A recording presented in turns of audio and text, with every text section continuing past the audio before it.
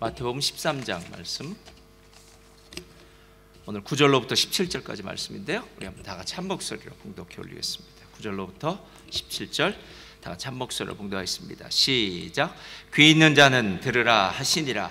제자들이 예수께 나와 이르되 어찌하여 그들에게 비유로 말씀하시나이까? 대답하여 이르시되 천국의 비밀을 아는 것이 너에게는 허락되었으나 그들에게는 아니 되었나니 무릇 있는 자는 받아 넉넉하게 되되 무릇 없는 자는 그 있는 것도 빼앗기리라. 그러므로 내가 그들에게 비유로 말하기를 그들이 보아도 보지 못하며 들어도 듣지 못하며 깨닫지 못함이니라. 이사야의 예언이 그들에게 이루었으니 일렀으되 너희가 듣기는 들어도 깨닫지 못할 것이요 보기는 보아도 알지 못하리라. 이 백성들의 마음이 완악하여져서 그 귀는 마음에 둔하고 눈은 감았으니 이는 눈으로 보고 귀로 듣고 마음으로 깨달아 돌이켜 내게 고침을 받을까 두려워함이라 하였느니라. 그러나 너희 눈은 봄으로 너희 귀는 들음으로 복이 있도다. 내가 진실로 너에게 이르노니 많은 선지자와 의인이 너희가 보는 것들을 보고자 하여도 보지 못하였고 너희가 듣는 것들을 듣고자 하여도 듣지 못하였느니라. 아멘. 오늘 말씀의 제목은요, 천국의 비유를 첫 번째로 비밀이란 제목으로 함께 은혜를 나누기를 원합니다. 할렐루야. 예, 오늘부터요 아마 8주, 전체는 8주가 될 것 같은데요, 천국의 비유 마태복음 13장을 가지고 비유 설교를 함께 하도록 하겠습니다. 어느 수도원에 밥을 한 그릇 먹는 수도사가 있었고 밥을 두 그릇 먹는 수도사가 있었습니다. 누군지 너무 상상하지 마시기 바랍니다.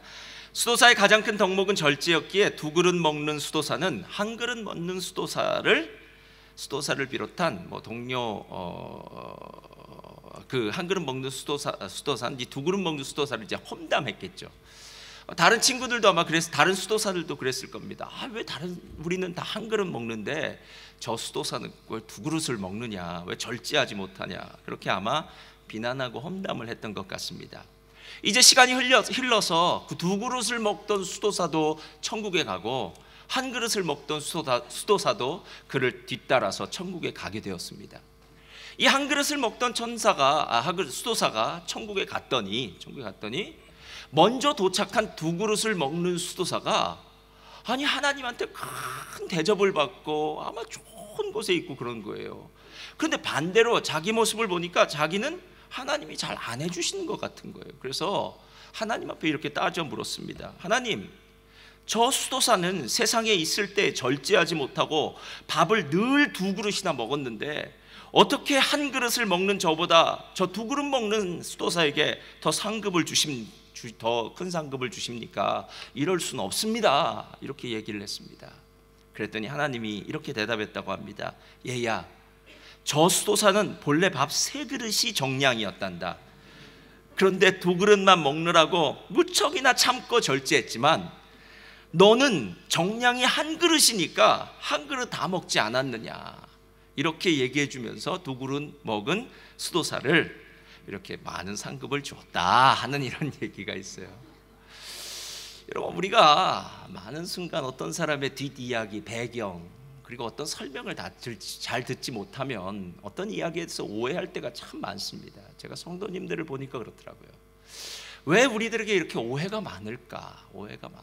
이유는 설명을 잘 안 들어서 그렇더라고요. 이야기를 나누어 보고 오랜 시간 함께 이야기를 하면 그래서 그랬구나 하는 그런 이해가 되는데, 그런 설명을 잘 듣지 않으니까 오해가 될 때가 참 많이 있습니다. 여러분 어떠십니까? 삶 가운데 누군가를 또 어떤 사건에 대해서 오해한 적이 많지 않습니까? 이해되지 않는 것, 깨달아지지 않는 것, 이것은 어쩌면 우리에게 큰 시험이고 큰 저주라고 할 정도로 우리들을 힘들게 하는 도구가 되더라라는 것입니다. 조금 양상은 다르지만 오늘 우리가 보고 있는 마태복음 13장의 이 천국 비유도 똑같습니다. 오늘 천국 비유를 예수님께서, 천국 이야기죠, 천국 비밀, 천국 이야기를 예수님이 비유로 이렇게 설명해 주었습니다. 그런데 예수님을 잘 따랐던 제자들도, 그리고 또 예수님을 그냥 쫓아다녔던 무리들도 어느 누구도 할 거 없이 이 모든 사람들이 예수님의 비유를 다 이해하지 못한 거예요. 깨달지를 못했다라는 것입니다. 왜 그런 줄 아십니까? 그 비유는 저를 따라 하시 바랍니다. 비밀은 계시가 주어질 때에 깨닫게 됩니다. 우리 한번 다 같이 읽어볼까요? 시작. 비밀은 계시가 주어질 때 깨닫게 됩니다. 여러분, 이 단어를 이제 조금 생각해 봐야 돼요. 어려운 단어인데 어렵지도 않아요. 비밀이라는 것은요, 누군가 설명해 주거나 누군가 해석해 주거나 누군가 가르쳐 줘야만 이해되어질 수 있는 게 비밀입니다. 그런데 그 비밀을 가르쳐 주는 것, 설명해 주는 것이 계시예요. 그러니까 만약에 저와 여러분이 이 자리에 앉아서 하나님을 찬양하고 예배드릴 수 있는 이유는 하나님이 어느 날 우리들에게 예수님을 통해서, 성령님을 통해서 계시해 주셨기 때문에 그래요. 그 비밀을. 그럼 세상에 살고 있는 사람들은 왜 하나님을 알지 못하고 하나님께 예배를 드리지 못합니까? 그 이유는 그들에게는 하나님을 믿는 것이, 하나님에 대한 이야기가 계속해서 비밀로 남겨져 있기 때문이다라는 거예요. 그러니까 오늘 하나님이, 이 예수님이 마태복음 13장에서 천국 비유, 7가지의 천국 비유인데요, 7개의 천국 비유를 통해서 우리들에게 말하고 싶은 것은 천국은 비밀과도 같다라는 거예요. 비밀. 그러니까 우리가 아무리 세상적인 지식으로, 우리의 경험으로, 우리의 다른 어떤 인맥으로 아무리 알려고 해도 이 천국은 그렇게 우리가 알 수 있는 부류의 것이 아니다. 천국의 비밀은 하나님이 가르쳐 주셔야 되고, 하나님이 그 신령한 비밀을 성령을 통해서 마치 우리의 장림된 눈, 소경된 눈을 띄워주는 것처럼 띄워줄 때에 가능한 것이다 라고 이야기하고 있다는 거예요. 그럼 여러분, 왜 이렇게 하나님이 알지 못하는, 이해될 수 없는 비유로 이야기하셨는 줄 아십니까? 13절부터 한번 펴보시기 바랍니다. 우리 한번 다 같이 읽어볼까요? 13절부터 15절까지 시작. 그러므로 내가 그들이 보아도 보지 못하며 들어도 듣지 못하며 깨닫지 못함이니라. 이사야의 예언이 그들에게 이루어졌으니 일렀으되 너희는 듣기는 들어도 깨닫지 못할 것이요 보기는 보아도 알지 못하리라. 15절 시작. 이 백성들의 마음이 완악하여져서 그 귀는 듣기에 둔하고 눈은 감았으니 이는 눈으로 보고 귀로 듣고 마음으로 깨달아 돌이켜 내게 고침을 받을까 두려워함이니라 하였느니라. 이 얘기는 조금 이해가 되셔야 되는 이야기예요. 하나님은 뒤끝 장렬입니다. 하나님 뒤끝 있으세요. 우리보다 더 심해요.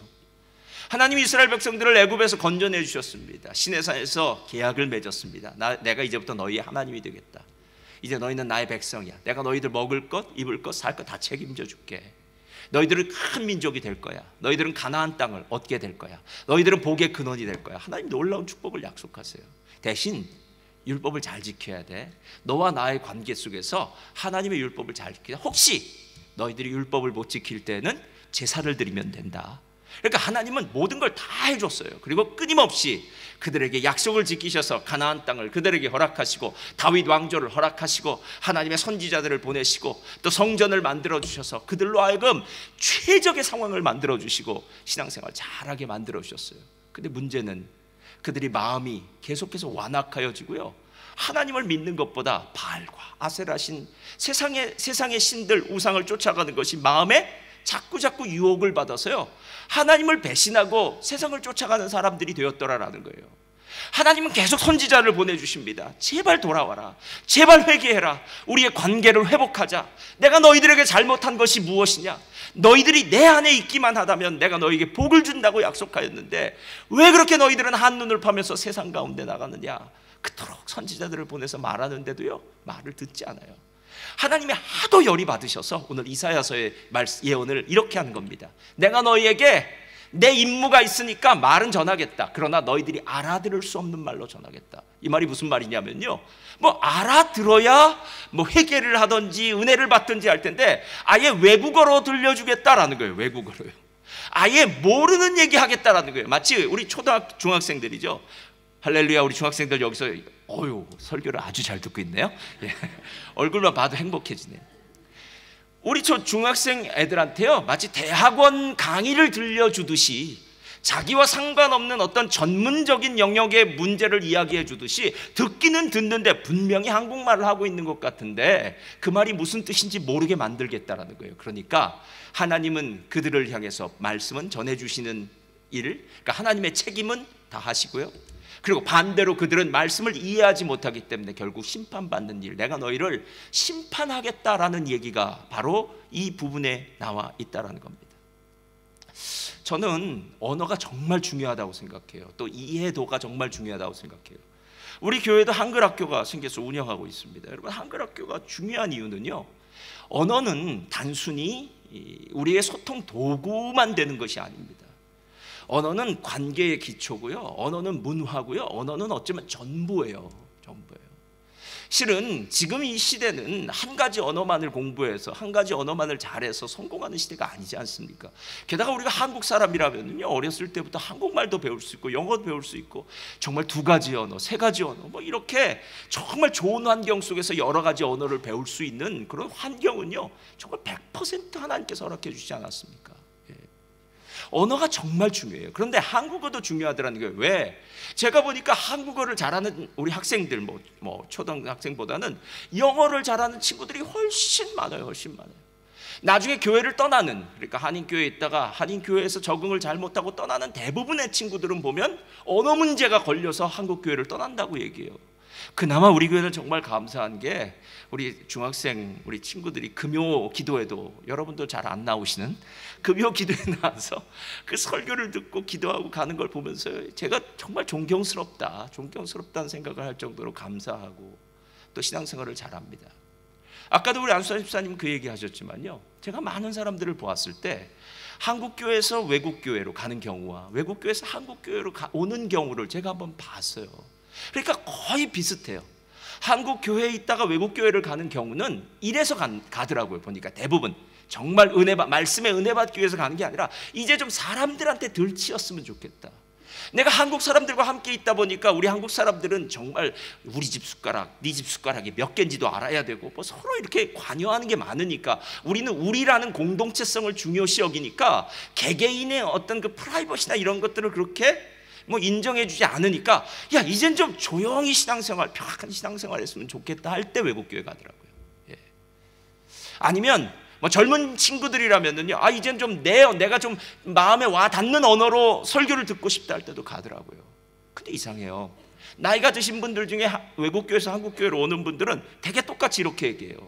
그 교회 좋더라는 거예요. 나쁘지 않더라는 거예요. 여러분, 외국교회 정말 좋습니다. 젠틀해요. 진짜 좋아요. 근데 좋은데 마음에 와닿지 않는다는 거예요. 뭔가 느낌이 없다는 거예요. 느낌이. 그래서 나중에 알고 봤더니 내가 모국어가 한국어라는 거예요. 그래서 한국 사람들만이 느낄 수 있는 그 모국어, 모국의 문화, 모국의 정서, 공감할 수 있는 이 문화를 우리 예배 속에서 발견하더라는 거예요. 그래서 여기 와서 예배 드리니까 우리 한국 사람들끼리 예배 들어서 찬송도 한국말로, 그 다음에 말씀도 한국어로, 기도도 한국말로 하다 보니까 막 속이 뻥 뚫려지는 것 같다. 할렐루야. 뭐 똑같은 얘기예요. 여러분, 똑같은 얘기예요. 여러분, 이 2가지의 차이가 무엇인 줄 아십니까? 말씀이 깨달아지는 거예요. 이게요, 느낌이 온다는 건요, 깨달아진다는 거예요. 느낌이 없다는 것은요, 깨달아지지 않아요. 제가 단도직입적으로 묻겠습니다. 많은 사람들이 신앙생활을 하면서 하나님의 말씀이 진짜 깨달아지면서 신앙생활을 합니까? 아니면 한 귀로 듣고 한 귀로 흘려보냅니까? 우리가 말하는 소귀의 경읽기다라고 이렇게 얘기해요. 소의 귀에 대고 아무리 경을 읽어보십시오, 아무리 좋은 얘기를 해보십시오, 그냥 한 귀로 듣고 한 귀로 흘리죠. 그런데 소귀에만 경읽기가 아니더라는 거예요. 교회에 이 자리에 앉아있는, 지금 이 자리에 앉아있는 저와 여러분들이 과연 하나님의 말씀이 느껴지냐는 거예요. 마음에 깨달아지냐는 거예요. 뭔가 뻥 뚫려지는 느낌이 오느냐는 거예요. 제가 지난 금요일에도 그 얘기를 잠깐 했는데요, 어느 집사님과 얘기했는데 그 집사님 말이 딱 표현이 맞아요. 이렇게 얘기해요. 목사님, 여기 와 보니까 목사님이 매주마다 설교하는 게 꼭 자기를 이렇게 책망하는 설교라는 거예요. 그래서 책망하는 설교니까, 여러분, 책망하는 설교 들으면 아프잖아요. 그리고 싫잖아요. 그래서 다음 주에 안 나올까 생각하면 그 다음 주 토요일쯤 돼서 이제 주일이 가까이 오면 이번 주엔 또 무슨 설교를 할까 기다려진다는 거예요. 그래서 또 오고, 그럼 또 책망하고, 그래서 또 아프다 생각하면 그 다음 주에 또 기다려지고. 여러분, 하나님 말씀이 이런 거 아닙니까? 교훈과 책망과 바르게 함과 의로 교육하기에 유익하니 이는 하나님의 사람으로 온전케 하여. 여러분, 가회를 시킬 때 못하는 거 시키지 잘하는 거 시키는 부모 없지. 뭐 잘하는 건 더 잘하라고 시키겠죠. 그러나 우리 자녀가 만약에 수학이 약하다 그렇다면 수학을 강하게 하고, 영어가 약하다 그러면 영어를 강하게 해서 평균 점수를 높여야 될 거 아닙니까? 그래야 VC를 잘 보는 거 아닙니까? 아니, 아이들한테 공부를 가르칠 때는 그렇게 가르쳐 놓고 실질적으로 우리의 삶 가운데는 내게는 이런 부분이 부족하다고 얘기할 때 왜 말씀의 책망을 받고 말씀의 고침을 받는 부분에 대해서는 그토록 인색하냐는 거예요. 인색하는 거예요. 여러분, 깨달아진다는 게 이런 말이에요. 깨달아진다는 게 이런 말이에요. 하나님의 말씀은 우리를 깨닫게 하는 역사가 있어요. 그래서 깨달아지거나 이해되지 않은 말씀은 우리랑 소용없습니다. 누가 돈 벌었다더라, 누가 무슨 일을 했다더라, 누가 어딜 가보니까 참 좋다더라. 여러분, 이런 소리 수백 번, 수천 번, 수만 번 듣습니다. 요즘처럼 인터넷 시대에는요, 온갖 종류의 정보와 지식이 아주 지천으로 깔려져 있어요. 그러나 그렇게 많은 지식과 정보가 내게 무슨 소용이 있겠습니까? 내가 그렇게 살지 않는데요. 내가 그것을 가지 않는데 좋은 것인지 어떻게 알겠으며, 내가 그것을 사지 않는데 그것이 좋은 것인지를 어떻게 알겠으며, 내가 그렇게 살지 않는데 그것이 좋은 것인 줄 어떻게 알겠습니까? 여러분, 많은 지식은 없는 지식과 똑같아요. 오늘 하나님께서 천국의 비밀을 이야기한다고 할 때는 이 천국의 비밀이 누려져야 된다는 것입니다. 할렐루야. 그리고 누려지기 위해서는 깨달아지는 역사가 있어야 됩니다. 제가 이만열 교수님이 한국 기독교회 초대교회 초기 교회사를 이렇게 강의하신 걸 보면서 참 마음에 크게 느꼈어요. 한국 교회가 다른 세계의 교회와 다른 점이 바로 이거더라고요. 한국의 초기 선교사를 통해서 이렇게 기독교가 들어왔을 때 한국 교인들은 제일 먼저 한 것이 바로 한글을 깨우치기 시작했대요. 근데 한글을 깨우치기 시작한 게 이유가 무엇이냐면, 한글을 배워서 내가 성경을 읽으리라 그랬어요. 그러니까 실제로 우리 학생들이, 우리 자녀들이 한글을 배우는 이유는요, 성경을 읽고 말씀을 듣기 위해서예요. 그런데 한글을 깨우치고 성경을 읽다 보니까 그 전까지만 해도 목사님 말씀 들으면서 아유 은혜스럽다 할렐루야 이렇게 받기만 했는데, 내가 직접 성경을 읽다 보니까 질문사항이 생기더라는 겁니다. 질문사항이. 동정녀의 몸에서, 처녀의 몸에서 예수님이 나셨다고? 물고기 2마리와 보리떡 5개로 오병이의 기적을 일으켰다고? 예수님이 물 위를 걸어간다고? 아니, 성령이 오순절날 떨어져서 어이구 사람들이 이게 도대체 무슨 얘기인지 몰라서 성경 공부가 시작됐다는 거예요. 한국 초기 교회를 살렸던 가장 중요한 사건이 2개가 있는데, 하나는 부흥회고 하나는 사경회였대요. 근데 이걸 합쳐서 부흥사경회라고 하는 이유는, 농번기가 이제 지나서 이제 농사 짓는 일이 지나서 이제 겨울이 되면 농한기가 오면은요, 저기 평양에서 이제 부흥사경회가 열려진다라는 소식을 들으면 사람들이 각자 자기가 먹을 쌀을 누가 들고 갈까요? 자기가 들고 가는 거예요. 왜? 부흥사경회에 참석하기 위해서요. 저녁에는 부흥회, 기도하는 시간, 낮에는 사경회. 그럼 그 길이 먼 길이라도 마다하지 않고 그들이 자기 먹을 것 찾아다녀요. 우리 수련회는 정말 이건 아무것도 아닙니다. 가만히 앉아있으면 다 주더라고요. 음식도 잘 나와요. 할렐루야. 근데 옛날에는 자기 먹을 거 자기가 가져가는 거예요. 밑반찬이랑 쌀이랑 가져가서. 그러면서 말씀을 들었다는 거예요. 이만열 교수가 얘기하는데 이렇게 얘기해요. 한국교회가 부흥했던 이유가 무엇인지 아냐고. 사도행전적인 역사가 바로 한국교회 그 초기 시대에 일어났는데, 사도행전적인 역사는 바로 말씀이 흥왕하였더라.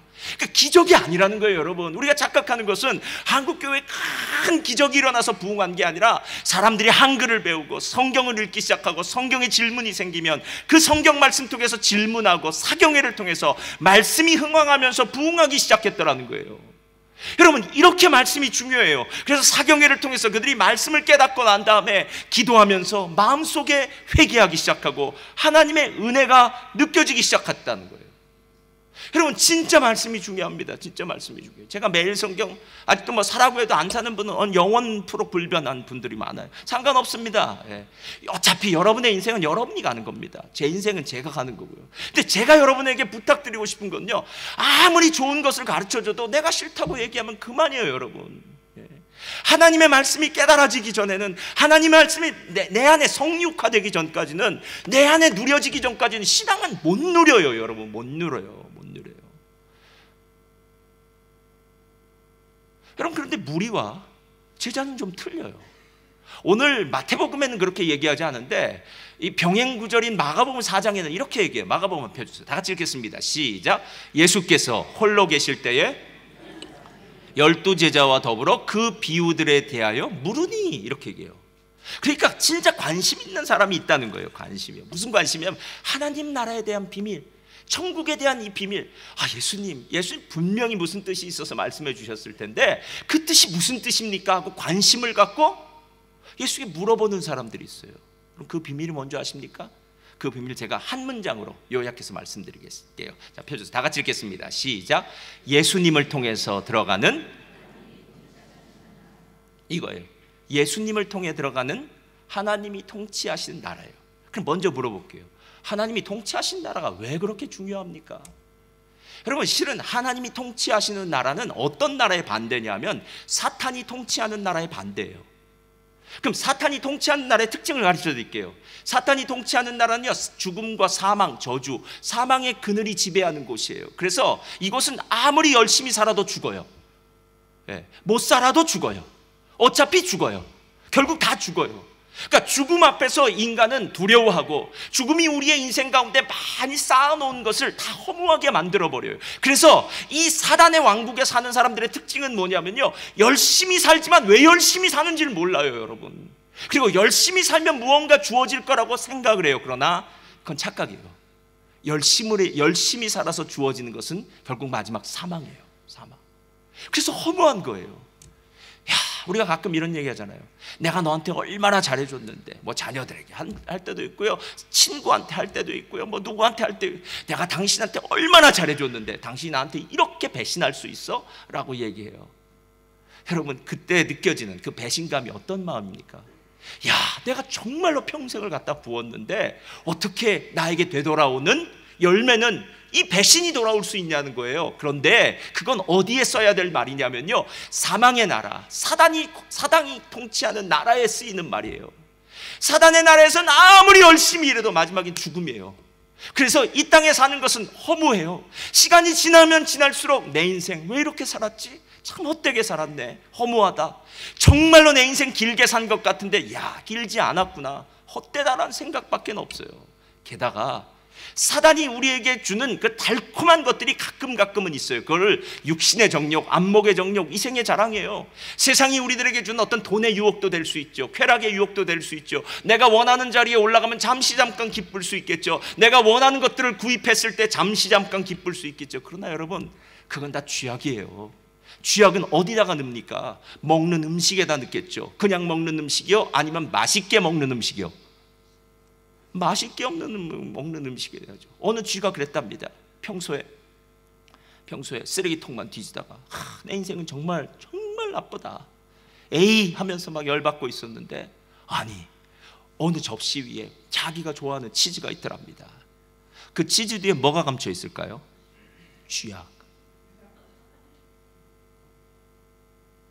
여러분, 누군가가 치즈를 그렇게 덩이채로 거기다 갖다 놨다면 그건 쥐약이겠죠. 이게 사단이 하는 일이에요. 정말 허무해요. 원하는 것을 더 쌓으면 쌓을수록 실은 더 허무해요. 왜냐하면 나중에 두고 갈 생각하니까 안타까워요. 제가 은퇴하시지 못하는 목사님들을 보면서 이해가 가요. 이걸 어떻게 놓고 갑니까, 여러분? 내가 이 교회를 이루기 위해서, 내가 이 일을 이루기 위해서 얼마나 노력했는데, 내 전 인생을 바쳤는데, 내가 가지고 있는 모든 열정과 모든 재산을 바쳤는데 어떻게 그걸 하루아침에 놓을 수 있어요? 여러분, 이게 인생이라는 거예요. 그런데 사단이 통치하는 나라에서 하나님이 통치하신 나라는 틀려요. 하나님이 통치하는 사망이 아니에요. 이 나라는 사는 나라예요. 이 나라는 행복한 나라예요. 의와 평강과 희락이 있어요. 뭐 있고 없고 문제가 아니에요.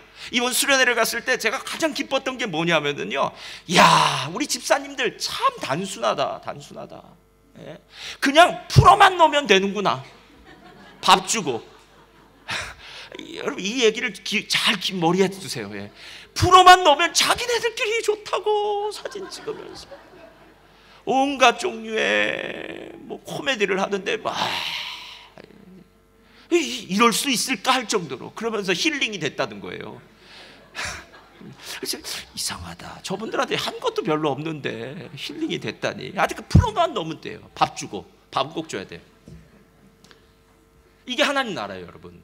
하나님 나라는 달라요. 하나님 나라는 있으면 그냥 기뻐요.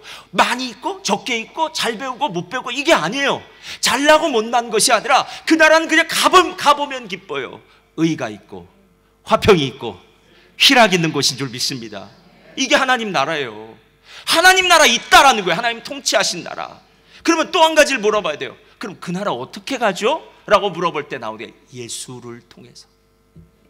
내가 곧 길이요 진리요 생명이니 나로 말미암지 않고는 아버지께로 올 적 없다. 여러분, 예수님이 길이에요.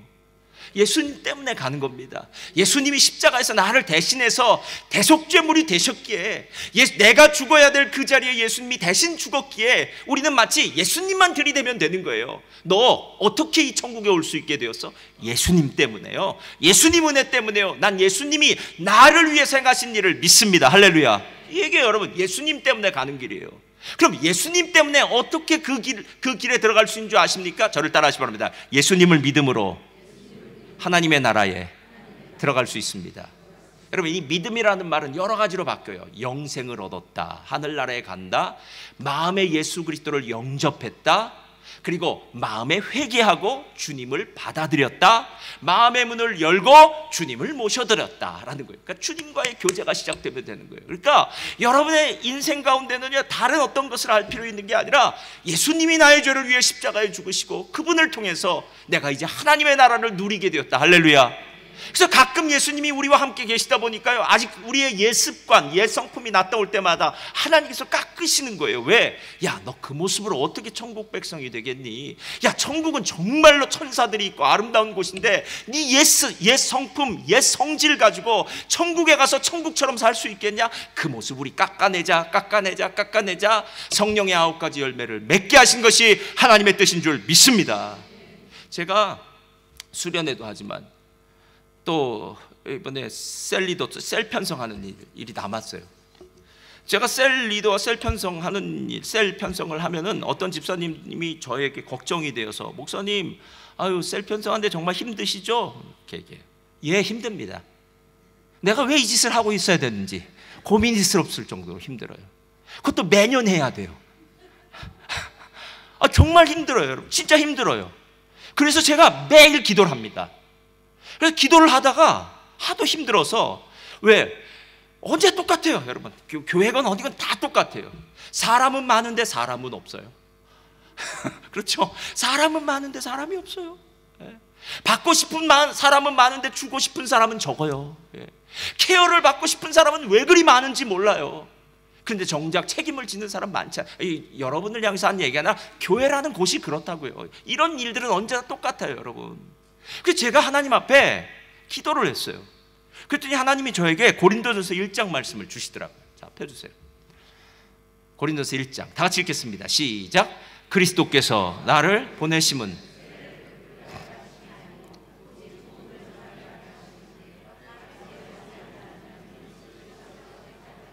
제가 이걸 살짝 바꿨어요. 제 귀에는 이렇게 들렸어요. 그리스도께서 나를 멜번 순복음교회 목사로 보내심은 셀을 편성하게 하기 위하여 함이 아니라 복음을 전하게 하시기, 이렇게 들리는 거예요. 근데 이렇게 딱 들리자마자 셀 편성에 대한 그 악몽 같은 무거움이 싹 사라져 버렸어요. 할렐루야. 할렐루야. 그러면서 이런 생각이 들었어요. 야, 어떻게 정하면 무슨 상관이야? 아무렇게나 정해도 막 정한들 무슨 상관이야? 어차피 성도들끼리 만나는 건데, 싫으면 저한테 찾아와서 얘기하면 되고요. 그렇지 않나요, 여러분? 목사님, 저는 이 사람과는 진짜로 안 됩니다 하면 얘기하면 되잖아요, 여러분. 제가 진짜 싫다고 하는데, 집사님, 십자가를 지는 마음으로 올 한 해는 꼭 십자가 하면서 그렇게 놓는 적 없습니다, 여러분. 아, 집사님 힘드세요? 그럼 누구 원하세요? 그럼 그쪽으로 보내면 되는 거예요. 그렇지 않나요, 여러분? 혹시 조금 안 맞는 사람이 있으면, 사람은요 참 자기를 믿어서는 안 되더라고요. 우리가 말을 섞어보기 전에, 특별히 수련회 가니까 이번에 그런 느낌이 들었는데요, 저 사람은 이럴 거야, 저 사람은 외모가 상당히 깐깐하게 생겼어, 이렇게 생각했는데 얘기를 나눠보니까 깐깐은 어디론가 사라져버리고 허방이에요, 허방. 내가 몰랐구나. 이렇게 얘기해보기 전에는, 이렇게 함께 식사를 나누고 교제해보기 전에는 저 사람을 몰랐구나 하는 경우는 태반입니다, 태반이에요. 여러분 아십니까? 여러분 자신을? 내 자신도 모르겠는데 남을 어떻게 합니까? 그냥 위에서 하나님의 뜻 가운데서 만져줬겠죠. 이렇게도 만졌다 저렇게도 만졌다, 이 사람도 되었다 저 사람도 되었다. 할렐루야. 이거 아닙니까 여러분? 만약에 셀을 제가 여러분 모두 100%가 원하는 대로 100%가 여러분이 저한테 전화 걸기도 전에 100%를 원하는 대로 했다면 저는 여기 안 있고 미아리로 갑니다. 이유는요, 그게 점쟁이지 목사입니까 여러분? 예? 어떻게 여러분의 마음을 다 알아서 여기다 다 해서 우와 우리 목사님 진짜 점쟁이야 점쟁이. 야, 귀신도 못 맞추는데 내 마음을 목사님이 맞추었어. 그런 일 없습니다 여러분. 저는 목사입니다. 게다가 오늘 말씀을 보니까 내가 너를 보냄은 세례, 즉 셀 편성을 위해서 보냄이 아니요 복음을 전하게 함이로되. 여러분 이게 진짜 중요하잖아요 여러분. 예? 주일날 설교하고 말씀을 가르치는 게 중요하지 셀 편성이 뭐가 그리 중요합니까? 이게 저 혼자 생각했다고요. 그렇게 의학적으로 판명이 되었답니다. 스트레스를 많이 받으면 머리가 휘어진다고. 그래서 제가 일부러 머리를 검게 했어요. 스트레스 안 받으니까. 예. 스트레스 안 받습니다 절대. 되는 대로 가겠습니다. 왜? 어차피 이 문제는 되는 대로 안 가도 문제고 되는 대로 가도 문제더라고요. 세상의 모든 사람들의 마음을 맞출 수 있는 일은 없습니다. 그런 사람 없어요 여러분. 300명이나 되는 사람들은 어떻게 마음을 다 맞춥니까? 이리도 걸릴 수 있고 저리도 걸릴 수 있고 10년 전에 만났던 빚쟁이도 만날 수 있고 안 만날 수도 있지 않습니까? 제가 예전에 어느 분을 전도했어요. 전도해서 이부 집사한테 나오라고. 근데 제 사무실이 2층에 있었어요. 그래서 성도님들이 오는 게 보여요 주일날. 그래서 제가 전도한 사람이 저쪽에 나오고 있는 거예요. 얼마나 기쁜가요 전도한 사람이 나오면. 그래서 막 2층에서 기쁘게 보는데 멀리서 오고 있는데 중간쯤 오는데 교회를 가까이 오다가 누굴 탁 봤는지 씩 돌아가더라고요. 그래서 어찌된 일이지? 하고 제가 밑으로 내려가 봤어요. 그랬더니 어느 집사님이 서 계시더라고요. 나중에 알고 봤더니 10년 전에 빚진 사람이에요 그 사람이. 그러니까 지금 빚쟁이가 안내석에 있는 거예요. 그러니까 그 빚쟁이를 못 넘어간 거예요 이 사람이. 그 사람 그 다음부터 한 번도 안 왔어요 교회. 그래서 제가 하여튼 안내는 빚쟁이가 서시기를 주님의 이름으로 부탁드립니다. 빚진 사람이 오다가 또 돌아갈 수도 있으니까. 근데 여긴 별 상관없어요 여러분. 여기 다 먼 데 사니까 어제 만나지도 않은 사람만 만나는 것 같아요 여기는. 근데 저쪽 동네 틀려요. 다 비슷한 업종에 있으니까 언젠가 옛날에 빚진 사람을 꼭 만나요. 여러분 이런 일은 아무것도 아닙니다. 오늘 우리는 모두 천국 비밀을 알기 위해서 온 거 아닙니까? 천국을 누리기 위해서 온 거 아닙니까? 천국은 하나님의 말씀을 들어야 됩니다. 그 말씀이 이해되어지고 깨달아져야 됩니다. 그렇지, 이 말씀이 나에게 힘을 주는 말씀이지. 그렇지, 이 말씀이 나에게 능력이 주는 말씀이지. 여러분 세상에 많은 것들을 배우고 깨닫고 알고 열심히 노력한들 무슨 소용이 있겠습니까? 놈 웨이크필드 목사님이라는 분이 있어요. 이분이 책을 썼는데 이분 책 누가 죄와 상관없다 하는가, 이런 책이 두껍지 않은 책이에요. 거기에 나온 얘기 중에 제 마음에 참 와닿는 얘기가 있어요. 여러분 한번 잘 들어보세요. 하나님이 아담을 창조하실 때 아담에게 야, 너 세상에는 사탄이 있다. 사탄의 계략은 이렇게 올 테니까 넌 이렇게 대비하라는 걸 안 가르쳐 주시고 아담을 에덴 동산으로 보냈다는 거예요. 여러분 이해 가십니까? 저도 창세기를 다시 한번 이분 글을 보면서 묵상했어요. 하나도 안 가르쳐주고 에덴 동산에 보냈더라고요. 그렇잖아요. 그래서 만약에 하나님이 아담에게 야 아담, 이 동산에는 뱀이 있다. 근데 얼마나 간교한지 몰라. 뱀이 널 유혹할 거야. 아마 선악과 따먹으라고 할 거야. 선악과 따먹으라고 할 때 나처럼 된다고 할 거야. 따먹으면. 여러분 이렇게 가르쳐줬다면 상황이 달라졌을 거 아닌가요? 근데 하나님은 안 가르쳐 주신대요. 안 가르쳐 주신대요. 예. 그리고 나서 보니까 욥도 마찬가지예요. 여러분 욥이 고난을 누구 때문에 당합니까? 사탄 때문에요. 그렇죠? 그럼 하나님이 나중에 사탄 때문에 당했으니까 나중에 욥한테 나타나서 욥 고생했다. 그놈은 사탄 아주 나쁜 놈이야. 아주 너를 아주 힘들게 하려고 작정을 한 거야.